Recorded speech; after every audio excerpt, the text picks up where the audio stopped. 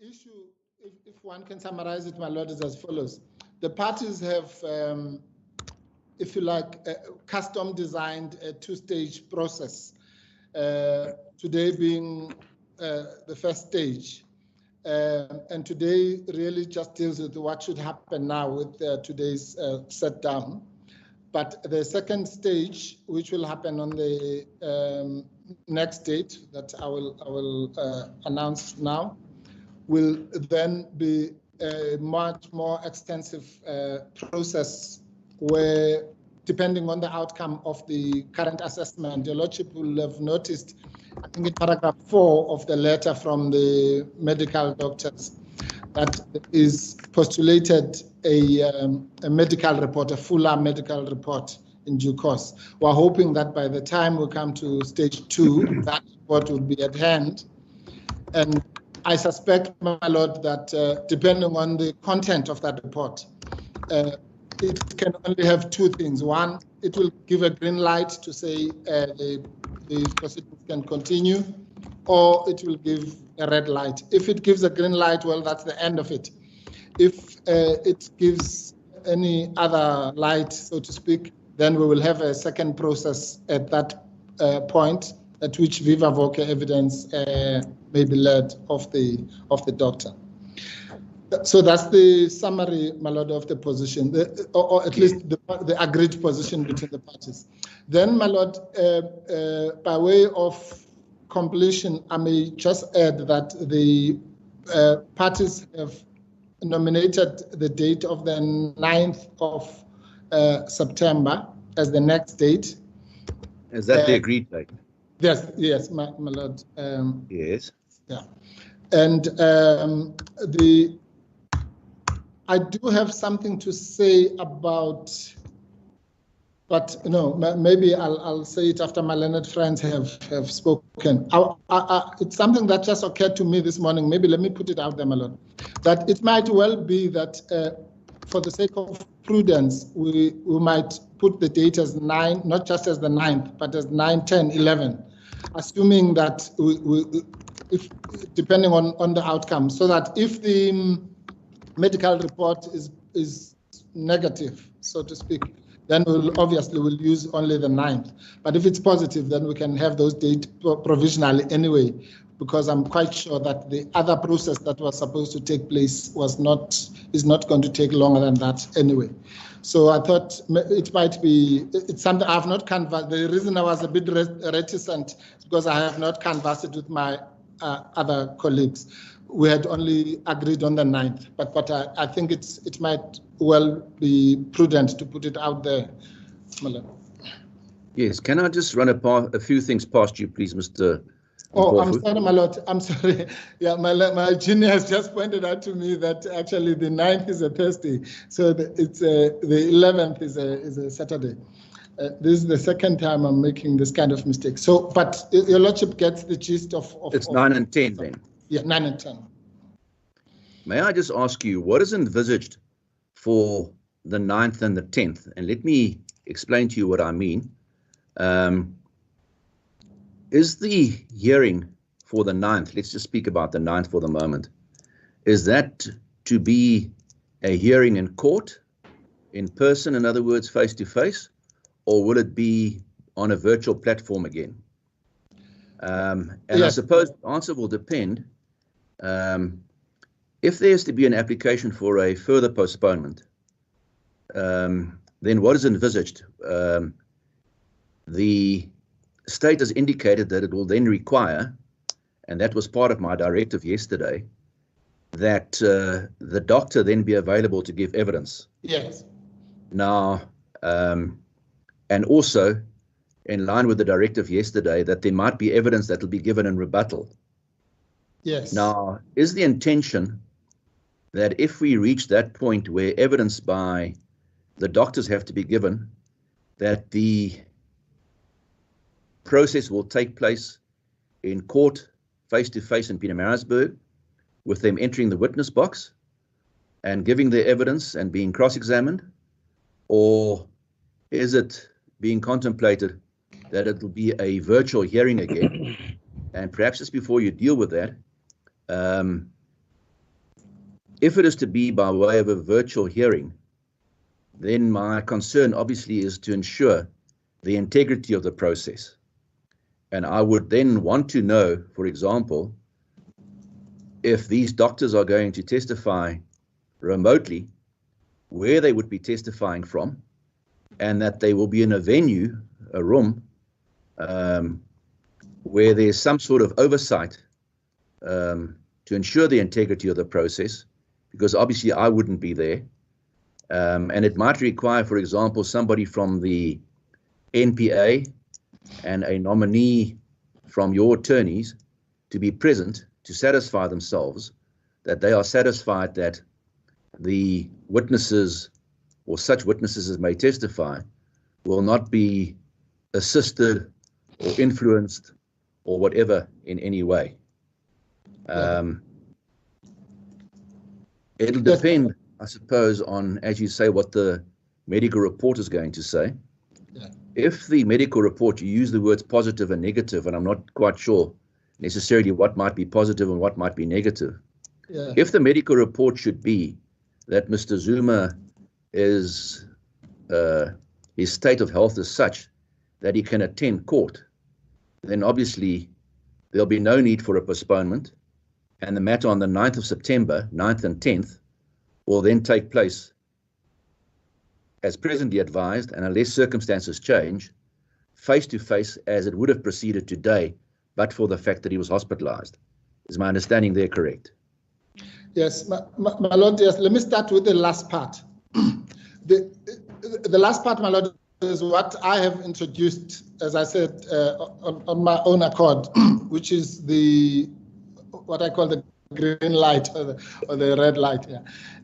In other words, to have a plan B where if the medical report is positive, we don't waste more time. We simply do the plea.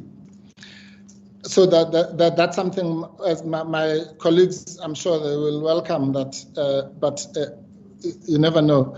But coming back to your main question. Can I just interrupt you there? Sorry. If that is the situation and the matter can then proceed, then what do we do today? Do we postpone the matter to the 9th of September to be heard in open court? And then it only happens that if there's to be a further postponement, that might be either an open court or by way of a virtual hearing, yes. In which case, by a certain date before the 9th, you would have to indicate, or the parties would have to reach agreement as to which it is going to be. Because if it's a face-to-face hearing in Pietermaritzburg, then travel arrangements have to be put in place. Yes, no, I agree with that, my Lord. I think that's a practical and sensible proposal. I would propose the following, my Lord, that the 9th and 10th be postponed now to open court. Obviously, the key to all this, my Lord, is the medical report. So that once the medical report comes out, one of two things will happen. Either if it says there's no longer a problem, then we continue as postponed. If it says there is a problem, then of course, again, one of two things will happen. Either the NPA will accept the report or they will seek to dispute it. If they seek to accept it, then we'll come back and have another short proceedings like this. If they, on the other hand, which is more likely, seek to dispute it, then of course, then it will be the viva voce evidence and all that. What I would propose then, my Lord, is that your Lordship should then leave that question open. In other words, postpone, as your Lordship proposes, to open court. Should any of the things I've postulated happen, we will communicate with your Lordship. And to come directly to the question you posed earlier, my Lord, I would assume that if the proceedings on the 9th are, as it were, postponement proceedings, with or without viva voce evidence or whatever, then I sitting here, I cannot see why they should not be conducted virtually, subject Yes, in terms of Section 158, your Lordship will remember that we all agreed that as far as postponement proceedings are concerned, the law provides for virtual proceedings. But of course, that would be subject to your Lordship's proviso. And what we do in this division, my Lord, we conduct trials, civil trials in this fashion. And what normally happens is that the parties agree a so-called protocol, which covers the issues that your Lordship has spoken about. In other words, when it is our witnesses, the other party would obviously have to know where they are, and if they wish to send somebody to supervise the proceedings, simply just to sit there, then they do so, and vice versa. When the NPA calls their witnesses, we will also send a representative for the same purpose. And that's usually something. So what would then happen in this particular case, my Lord, is that if and when we are going to go that route, we would probably write a joint letter to your Lordship, including those protocols. All right. Just perhaps the timing then, Mr. Mpofu. You mentioned that there'll be a medical report. Is there any indication when that report will become available so that we can fix a date prior to the 9th by which it'll be disclosed and a decision will be requested as to whether I should direct that the proceedings on the 9th be then by way of a virtual hearing or not? Yes. I don't want to leave it until the 8th of September. No, of course. My Lord, no. Unfortunately, the answer is no. But as I say, if your Lordship looks at paragraph 4 of the annexure FA2 to the application. Yes. The last sentence there, my Lord, says, the medical team is actively monitoring his progress and will inform you, meaning the correctional services, soon as to the prognosis and the outcome thereof through a medical report.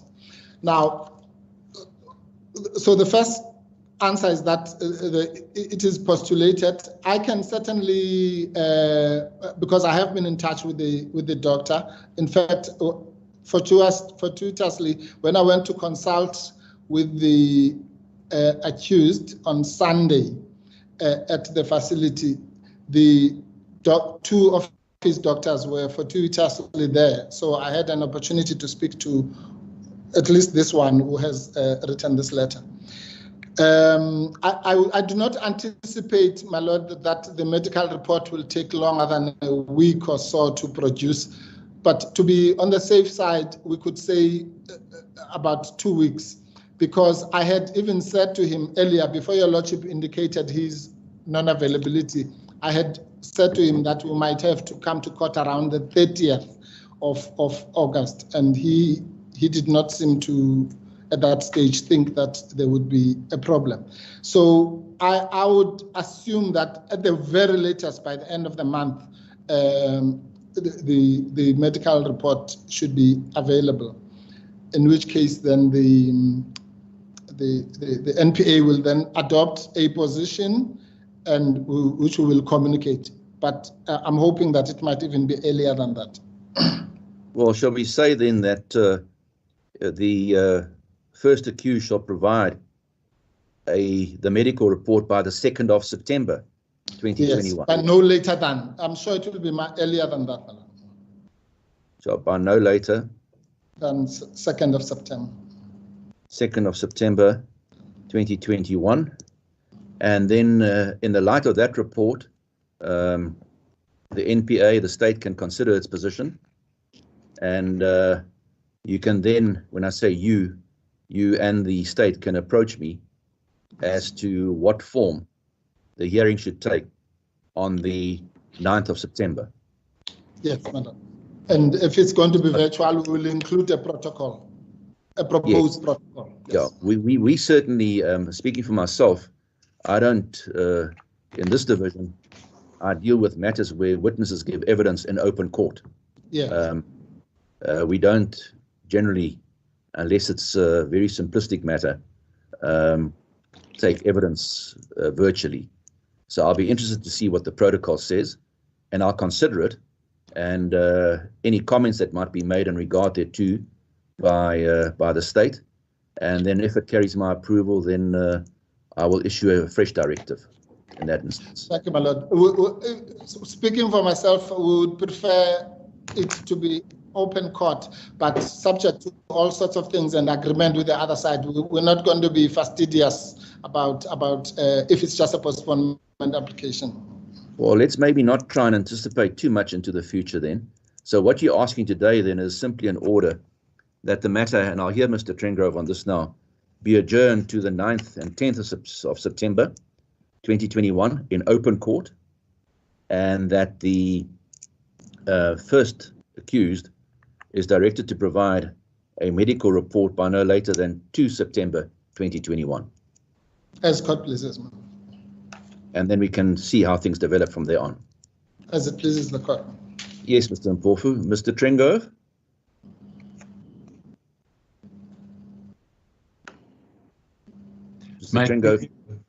May it please you, my lord.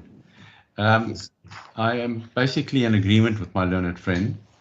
Yes. The postponement is to the 9th and 10th of September.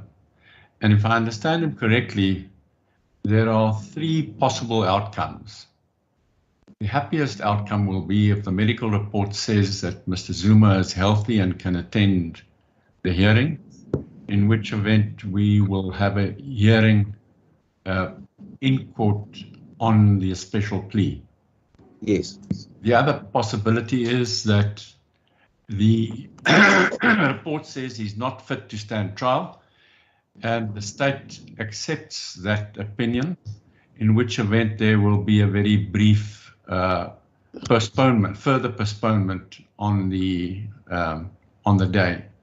That can probably be by virtual hearing. Yes, that seems fair.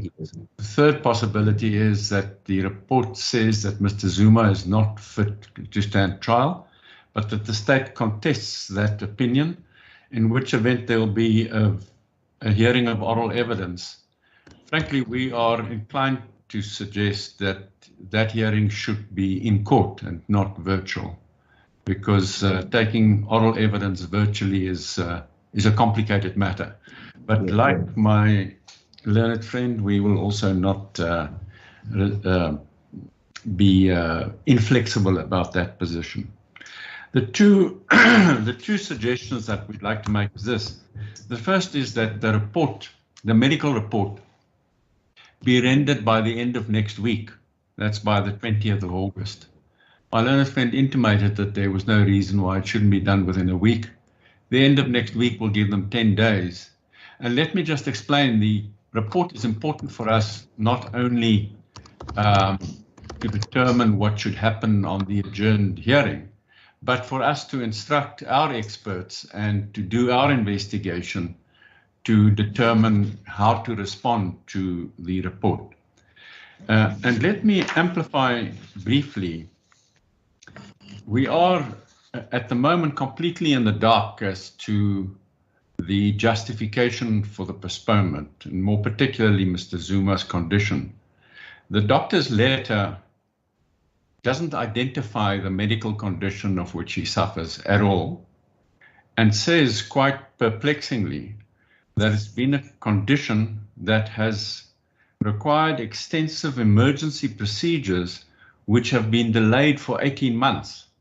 So this is a crisis which has dragged on for 18 months, and we find it very hard to understand how that suddenly transforms into an inability to stand trial. So we are desperately in need of elucidation and amplification of the report, because we can make nothing of the letter as it currently stands.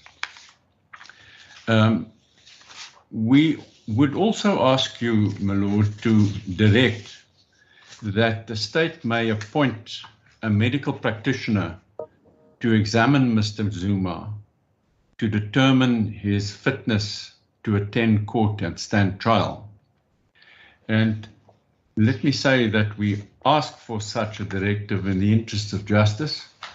We believe that you have the power to make such a directive if it's opposed. I can't imagine that it would be opposed, but if it should be opposed, you do have the power under section 37(3)(b) of the Criminal Procedure Act, which provides that any court before which criminal proceedings are pending may order that the steps, including the taking of a blood sample, be taken which such court may deem necessary in order to ascertain the state of health of any accused at such proceedings. So we submit that that is statutory authority for the examination we seek. Even if we're wrong, we submit that you have the power in the exercise of your inherent jurisdiction to regulate the proceedings before you, to direct that the state examine Mr. Zuma in order to assess his fitness to stand trial, and if needs be, to give evidence on that issue when the matter comes before you on the adjourned date. So the bottom line is the only footnotes we add to the order sought to by my learned friend is a request that the medical report be rendered by the 20th of August, and secondly, a direction that the state may appoint a medical practitioner to examine Mr. Zuma to determine his fitness to attend court and stand trial. Thank you, my lord. Mr. Roux, this doesn't really concern you, but is there anything you wish to add? No, we have nothing to add. Thank you, Ma'am. Thank you. If I may return then to you, Mr. Mpofu. Yes, my lord. The 9th and the 10th, which is an aspect that was standing over earlier, that's now confirmed that the matter be postponed to those dates. Yes. The date for the medical report, obviously to make the debate on the 9th more meaningful, should the state not accept the medical report, they will require time to instruct an expert of their own choice, who then might or might not support what Mr. Zuma's doctor says. Do you have any problem with the date? That's the second suggestion that was added by Mr. Trengove, that the medical reports to be rendered by not later than the 20th of August? My lord, if I may just, on the second one, yes, the first one is confirmed, my lord. Well, let me just say this. Mr. Trengove says that they are in the dark. Well, they are in the dark. It's not a coincidence that they're in the dark. We're all in the dark. He knows that the exact medical condition of the accused is a matter of confidentiality. So I don't know if he expected the doctor to go into that kind of detail in his letter. We didn't.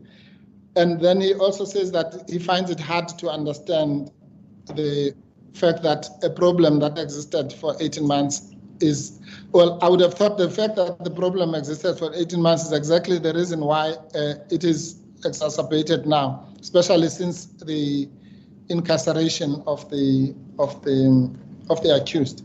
But be that as it may, we're both not doctors. We'll leave that to the doctors. Yeah, that'll be dealt with. That'll presumably be dealt with in the medical report. So let's wait for the medical report. Yes, yes. All those issues will be dealt with in the medical report and by their own doctors.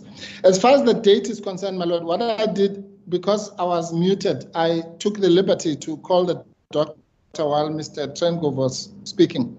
Yes. And he is I was asking him about this issue of the 20th.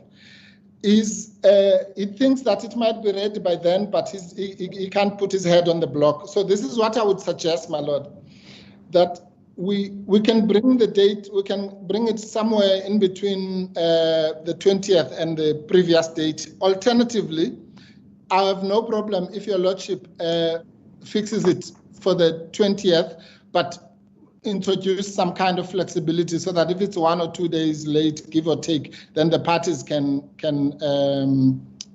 among themselves. But there's no, if it can be produced even earlier than the 20th, as I said, my lord, it will obviously, we won't wait for the 20th. But yeah, well, I think perhaps the prudent thing is to leave it then as the 20th, no later than the 20th. And if there's I see the 20th is a Friday. If it might take the weekend to complete, well, then, let's see what the state's attitude to that will be. I'm sure my learned friends will, if it's going to take another 2 or 3 days, what we would certainly do as a courtesy, my lord, would be to inform your lordship before that date. But I don't think that the parties will be quibbling about a day or two either way. Yes. I don't want to anticipate what it might say, but it seems to me from the letter that the doctors already have a pretty shrewd idea of what is involved. Absolutely. And the preparation of the report is unlikely to involve a lot further work on their part without trying to downplay the importance of what they're doing. No, my lord, I agree with your lordship fully. As I say, when I spoke to him now a few minutes ago, he was saying he's on his way to meet the team. So I'm assuming that they are doing tests or whatever doctors do. And so it's something that's in progress. It's not as if they're going to start. Yeah, there is some urgency to the matter, and I think the 20th should be a date that's fine. That's fine, man. And then the third paragraph, that just deals with once they receive the report, to appoint a medical practitioner to examine Mr. Zuma. I take it you don't have a difficulty with that either. Well, I don't have a difficulty, my lord. I don't know about the doctors. Again, we'll leave that to the doctors. But as I understand it, if the state has any issues with the report, the state is then entitled, because as I said, neither myself nor Mr. Trengove, unfortunately, are medical experts. So he would hardly be able to cross-examine anyone if he has not had access to his own medical team. I should think that. Yes, no, indeed, that is so. So there's no difficulty then with an order being granted in respect of those 3 paragraphs. If your lordship could just repeat it for me, then the first one is 9 and the 2 dates. The order will be, the first part will be, the matter is postponed to the 9th and 10th of September 2021. Right.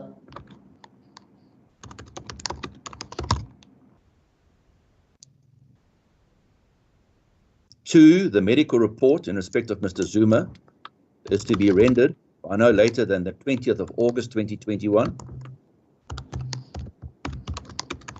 And 3, it is directed that the state may appoint a medical practitioner of its choice to examine Mr. Zuma to assess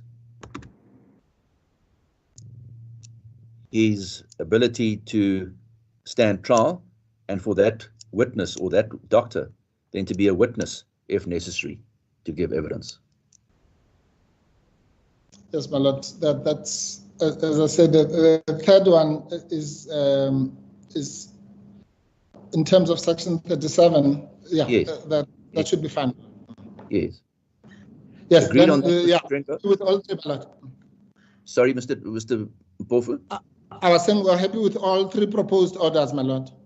Thank you. You just frozen there for a second, and I didn't catch the last bit. Mr. Trengove, those are the 3 paragraphs. Then you happy with that? Indeed, my lord. Thank you very much. Yes, and orders then granted in terms of those 3 paragraphs as read out earlier. As court pleases. As the court pleases. My lord, from our side, may we ask at the date of the 9th and 10th that Mr. Durantas, the representative of Thales, be excused from a physical appearance? Yes, certainly, Mr. Rue. That's been the state of play up to now. Yeah, I was remiss not to refer to that. He is excused until further notice. Thank you, my lord. Thank you. That concludes our business then for today. Thank you, my lord. Thank you. Thank you, my lord.